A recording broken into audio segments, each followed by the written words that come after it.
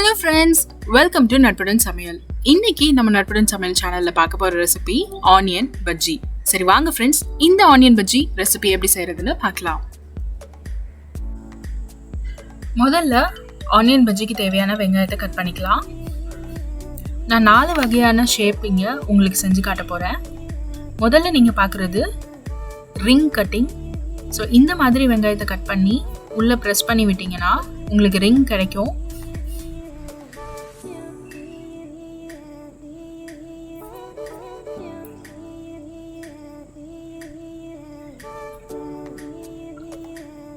இப்போ இதை தனியாக எடுத்து வச்சுக்கோங்க. உங்களுக்கு எந்த ஷேப் பிடிச்சிருக்கோ அந்த ஷேப்பில் நீங்கள் ஆனியன் பஜ்ஜி ரெடி பண்ணலாம்.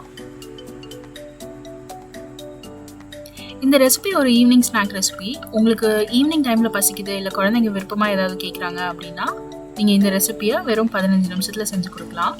அடுத்தது நம்ம பார்க்குறது டைஸ் கட்டிங். ஸோ இந்த மாதிரி கட் பண்ணிங்கன்னா இந்த ஷேப் உங்களுக்கு கிடைக்கும். ஸோ இதையும் கட் பண்ணிட்டு தனியாக எடுத்து வச்சுக்கலாம். பாருங்க எவ்வளோ அழகா இருக்கு.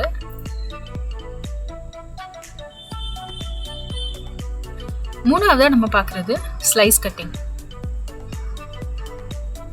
ஸோ இந்த மாதிரி கட் பண்ணி இதையும் தனியாக எடுத்து வச்சுக்கோங்க.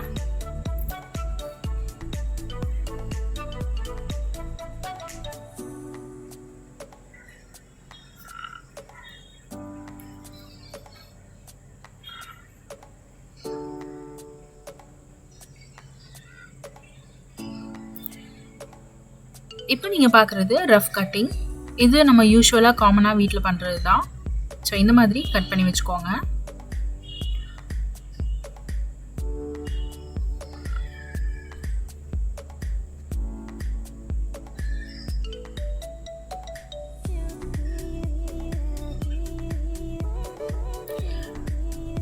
ஈவினிங் டைமில் டீ இல்லை காஃபிக்கு இந்த பஜ்ஜி ரொம்ப சூப்பராக இருக்கும். ஓகே, இப்போ 4 வகையான கட்டிங் பாருங்கள். Slice cutting, dice cutting, rough cutting, ring cutting.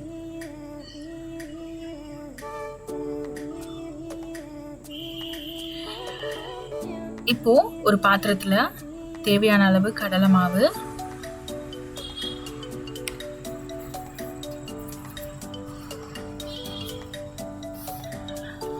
கொஞ்சமாக பேக்கிங் சோடா, கொஞ்சமா அரிசி மாவு, உப்பு,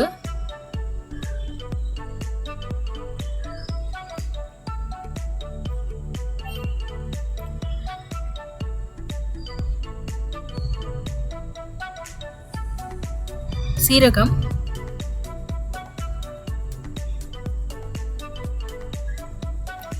மிளகாய் தூள்,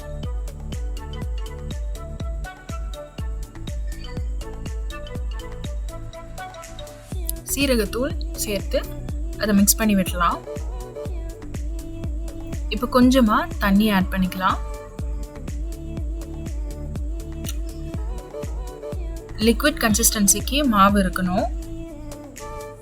ஸோ எந்த ஒரு கட்டி கட்டியாக மாவு இல்லாமல் அந்தளவுக்கு நீங்கள் மாவு ரெடி பண்ணிக்கணும். பாருங்கள், நல்லா மிக்ஸ் பண்ணி விட்டிங்கன்னா இந்த மாதிரி பதத்துக்கு வரும்.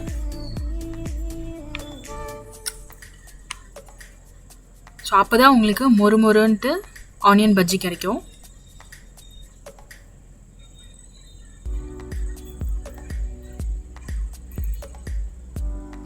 இப்போ நம்ம கட் பண்ணி வச்சுருக்க ஆனியன்ஸை அதில் டிப் பண்ணி ஒரு கடாயை காய வச்சு அதில் எண்ணெய் ஊற்றி எண்ணெய் சூடானதுக்கப்புறமா ஒன்று ஒன்றா ஆட் பண்ணி நம்ம பொரிச்சுக்கலாம். மீடியம் ஃப்ளேம்லேயே வச்சு இதை பொரிச்சு எடுங்க. நல்லா கோல்டன் ப்ரௌன் கலர் வர வரைக்கும் நம்ம டீப் ஃப்ரை பண்ணணும்.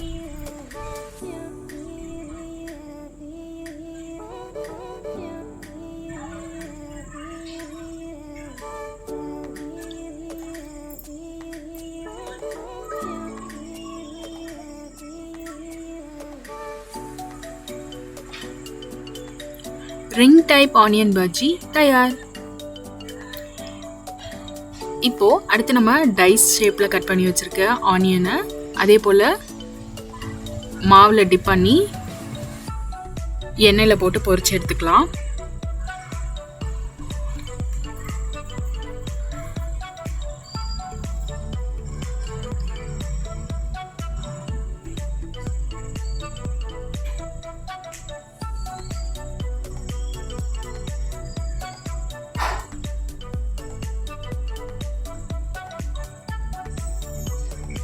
டைஸ் ஷேப்பில் கட் பண்ணி வச்சுருக்க ஆனியன் பஜ்ஜி தயார்.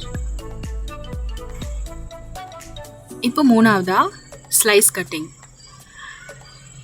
அதே போல் மாவில் டிப் பண்ணிவிட்டு எண்ணெயில் போட்டு பொரிச்சு எடுத்திங்கன்னா ஸ்லைஸ் ஷேப்பில் கட் பண்ணி வச்சுருக்க ஆனியன் பஜ்ஜியும் தயார்.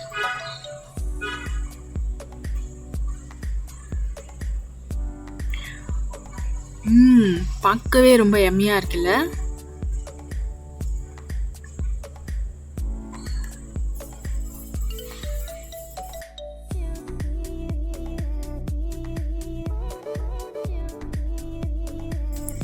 இப்போ லாஸ்ட்டாக ரஃப் கட்டிங் பண்ணி வச்சுருக்க வெங்காயத்தில் கொஞ்சமாக கடலை மாவு ஆட் பண்ணிவிட்டு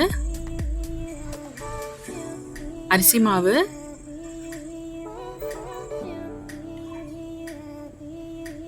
உப்பு, மிளகாய்த்தூள்,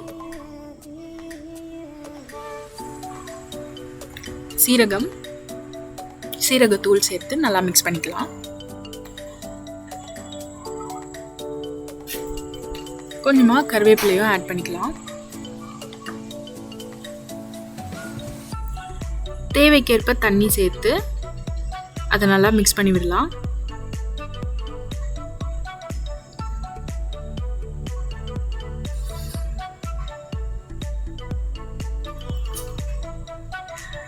பாருங்க, இந்த மாதிரி இருக்கணும். இப்போ ஒரு கடாயை காய வச்சுட்டு அதில் கொஞ்சமாக தேவைக்கேற்ப எண்ணெய் ஆட் பண்ணிவிட்டு அது சூடானதும் நம்ம ரெடி பண்ணி வச்சுருக்க ஆனியன் மிக்ஸ் பண்ணி மாவு ரெடி பண்ணியிருக்கோம் இல்லையா, அதை வந்து ஆட் பண்ணிக்கலாம்.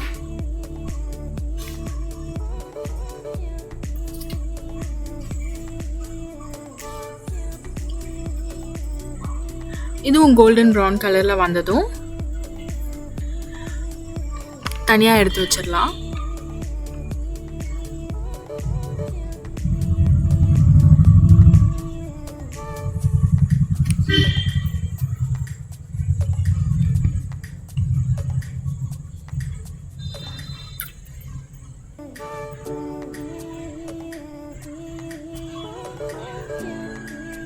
பாருங்க, ஆனியன் பஜ்ஜி தயார்.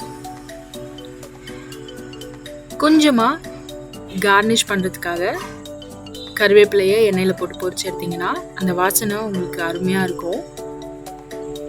ஸோ 4 விதமான ஆனியன் பஜ்ஜி தயார். நீங்களும் இதை வீட்டில் மறக்காமல் ட்ரை பண்ணி பாருங்கள். உங்களுக்கு நாங்கள் ஏதாவது ஸ்பெஷலாக உங்களுக்கு பிடிச்ச ரெசிபி செஞ்சு காட்டணும் அப்படின்னு நீங்கள் ஆசைப்பட்டீங்கன்னா கமெண்ட் பாக்ஸில் கமெண்ட் பண்ணுங்கள். மறக்காமல் லைக், சப்ஸ்கிரைப் அண்ட் ஷேர் பண்ணுங்கள். இது நட்புடன் சமையல்.